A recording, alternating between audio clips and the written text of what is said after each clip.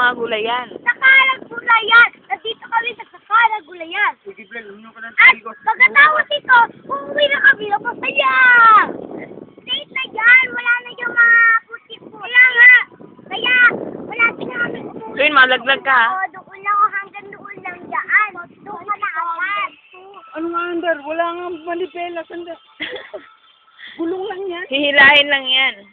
Hila kaya to. Dito lalagay yung ano. Paano pag hinila na? Sabi sa punta ako hinila dito. Kasi ang nilalagay dito, yun o, yung mga backhoe. Nilalagay dito sa likod, dito, no? May tingin na ang mga tao. Yan ang mamadali. At hindi, bigyan mo kami. Bye-bye! Bye-bye!